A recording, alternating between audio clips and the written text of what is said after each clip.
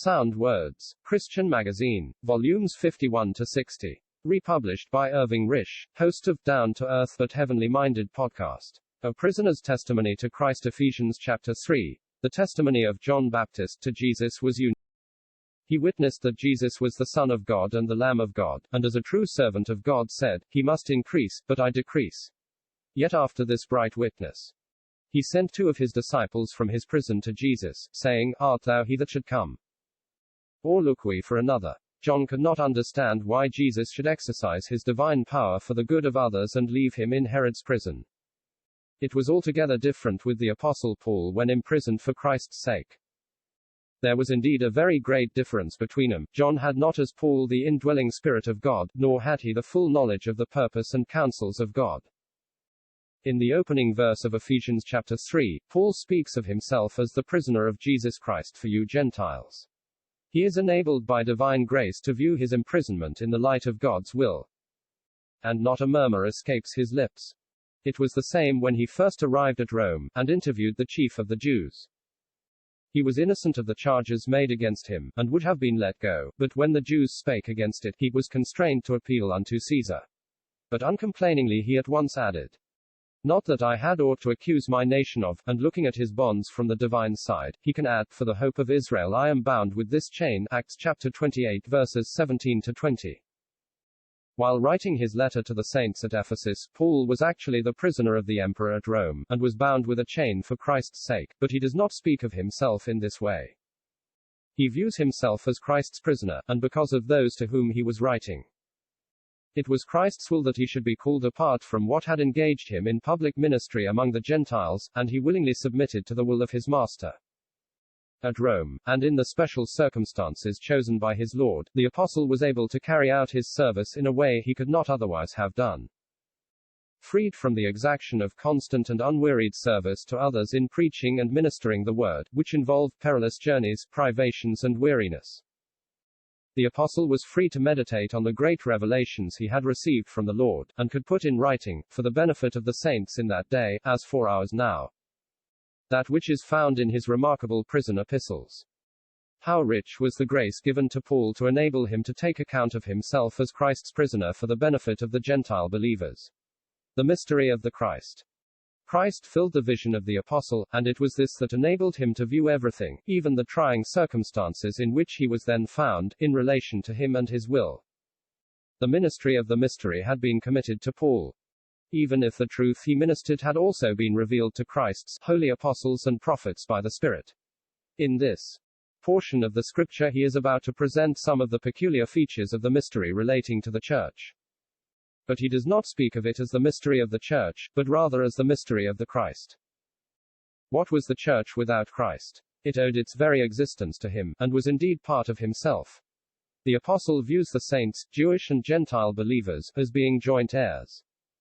It was indeed something that had neither been revealed nor hidden in the scriptures of the Old Testament. They were heirs of an inheritance that belongs to Christ, for everything in the coming day will be under his headship. The vast inheritance is his as the appointed heir, as God's anointed man, and also because he tasted death to procure it. If those who form the church are God's heirs, they are joint heirs with Christ, owing everything to him. Our part in the joined body we also owe to Christ, for we are members of the one body of which Christ is the head. So that even if the apostle thinks of the part that Jew and Gentile have together in the body, he views it in relation to the Christ. Already, at the close of Ephesians chapter 1, he had shown the church to be Christ's body, his fullness as filling all. In Ephesians chapter 2 he had spoken of our being reconciled to God in one body. By the cross, now he gives further light on this part of the mystery by showing that the body is a joint body, composed of both Jewish and Gentile believers. God's promise in Christ. The third part of the mystery brought out here has to do with the promise of God, but the apostle cannot think of God's promise without thinking of Christ. There were promises made to Abraham and David, and these will assuredly be fulfilled in Christ, even as Paul wrote in 2 Corinthians chapter 1 verse 20, For whatever promises of God there are, in him is the yea, and in him the amen, for glory to God by us. The promise spoken of here is not one of the Old Testament promises, but one that is made known in the gospel. We are not left to guess what this promise is, for the apostle in his epistle to Titus writes of it in these words, in hope of eternal life, which God that cannot lie promised before the world began. Titus chapter 1 verse 2. Again, in 2 Timothy chapter 1 verse 1 the apostle writes of the promise of life, which is in Christ Jesus. The apostle John also writes of this, saying, and this is the promise that he hath promised us, even eternal life. 1 John chapter 2 verse 25. Who would doubt, after reading these scriptures, that eternal life is God's promise in Christ that is set forth in the gospel? Eternal life is spoken of in the Old Testament, but although the term is the same, the substance is vastly different. There might indeed be certain features that are the same, but the form and fullness connected with eternal life as made known in the gospel are vastly different from what is spoken of in the Old Testament. Indeed, John presents eternal life as now possessed in Christ, but Paul looks forward to it in association with Christ in the coming day of glory. But whether viewed now, or in relation to the day of glory, it is God's promise in Christ. The unsearchable riches of the Christ. Christ had riches before he came into this world, but in wondrous grace, for our sakes, he became poor, that we through his poverty might become rich. These riches were his in the form of God, riches of glory beyond all human thought, and in this world he was indeed poor, with no place to lay his head. Then descending into the depths of poverty on the cross. Coming out of death he has unsearchable riches, riches given to him as man by his God and Father, but which he has procured by his death.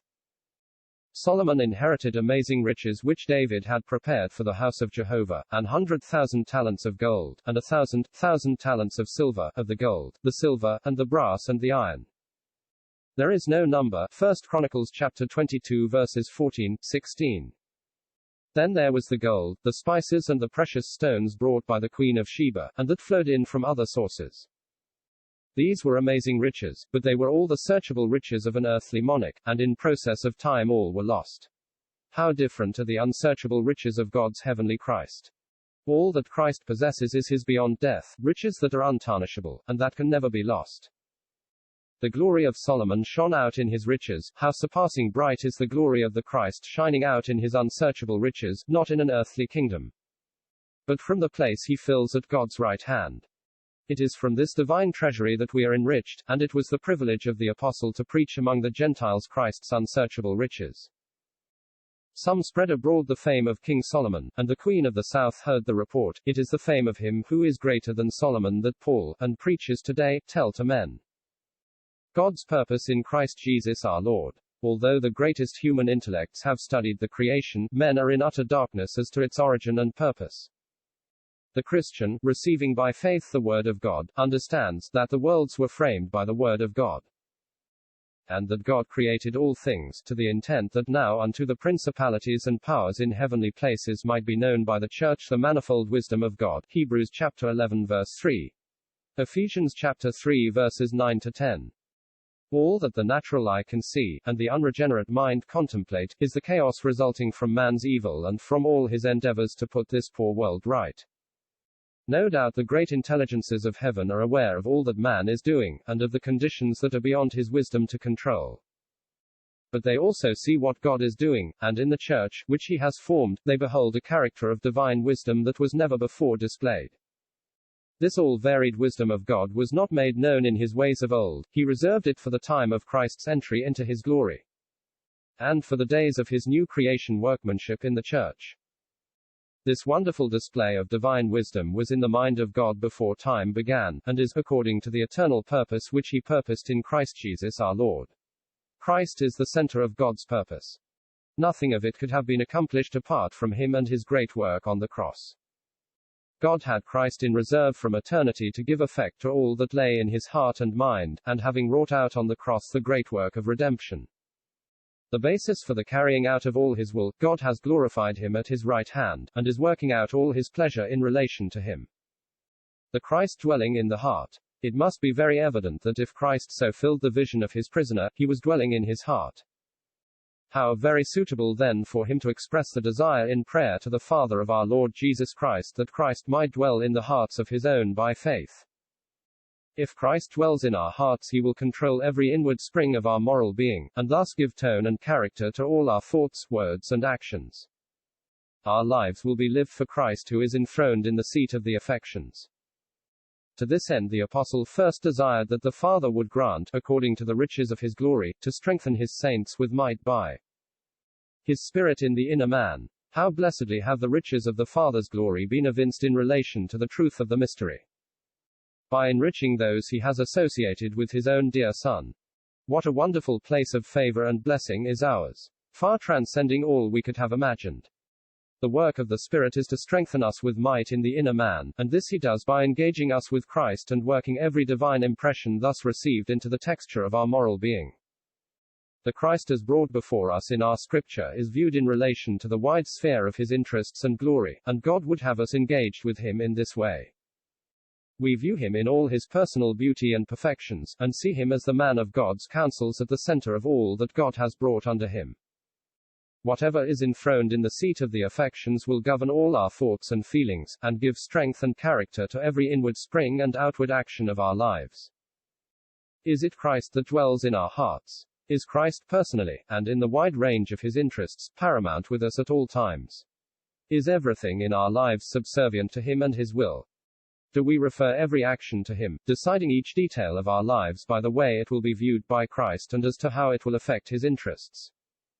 Faith, too, has its place in this most important work of the Spirit of God, for the Christ is to dwell in the heart by faith. God would ever direct the eye to Christ, and give us to know that every subjective result is obtained in occupation with him.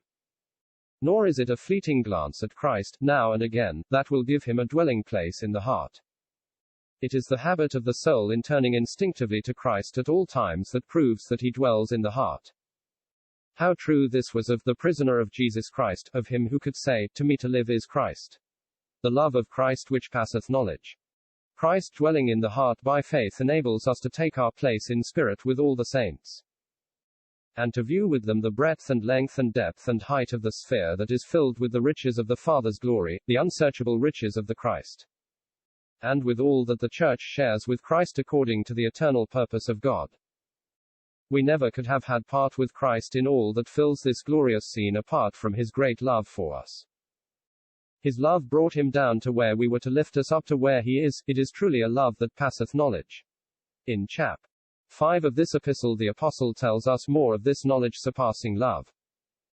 He knew and enjoyed Christ's love for himself, even as he wrote to the Galatians, "The Son of God loved me, and gave himself for me." But at the beginning of Ephesians chapter 5 he writes, "Christ loved us, and delivered himself up for us, an offering and sacrifice to God for a sweet-smelling savor." In the giving of himself to secure the Father's will and pleasure, as depicted in the burnt offering, the Lord Jesus expressed his love for his saints. We are accepted before God in all the fragrance, efficacy and value of the perfect offering in which God was glorified, and that expressed the unfathomable love of the heart of Christ. That wonderful love surpasses our knowledge, but the one to whom the sacrifice was made can fully and perfectly enter into the infinite value of the offering, and into the intrinsic worth of the love that caused his Son to enter into death. This knowledge surpassing love is again brought before us in the same chapter, where it is written, "Christ also loved the church, and gave himself for it." How Paul delighted to speak of Christ's love. What Christ gave measures his wondrous love. First, he gave up his glory and came to earth, then he gave up all that pertained to him as son of David, and having given up all he possessed, he then gave himself. And more he could not give. The more we ponder that precious death in which he gave himself, the more our poor hearts will know of the love of Christ which passeth knowledge. God's eternal glory in Christ. Soon man's day will be over, the day that has shown what a wonderful creature has come from the hand of God, but that has also displayed the enormity of his wickedness and guilt in sin against God. Christ's day is assuredly coming, when God will give his answer to the cross in displaying his glory in Christ before the vast universe. After the millennium has run its course, the day of God, the day of eternity will dawn. And God's glory will be found, in the church in Christ Jesus unto all generations of the age of ages. The assembly is a new creation vessel, the fruit of God's sovereign love and infinite wisdom, the crown of his workmanship and skill, and suited to his eternal glory. This wondrous vessel could never have existed apart from Christ. It is the assembly in Christ Jesus. It belongs to him, and is part of him. Just as Eve was derived from Adam and united to him, so the church has been taken from Christ, and will soon be presented to him as his bride. In Revelation chapter 21, the church is viewed as the city of God, with no need of the sun nor of the moon, for the glory of God has enlightened it. And the lamp thereof is the Lamb. The light is found in the city, the light of the divine glory, but the light comes from the Lamb who is the lamp. All the glory centers in his blessed person. So it is with the eternal glory, it is in the church, but it all centers in Christ Jesus. What a glorious testimony to Christ is this! With such a person before his eye, filling the vision of his soul, and dwelling in his heart, was it any wonder that Paul gloried in his bonds for Christ's sake, and took account of himself as the prisoner of Jesus Christ? W.M.C. Reed.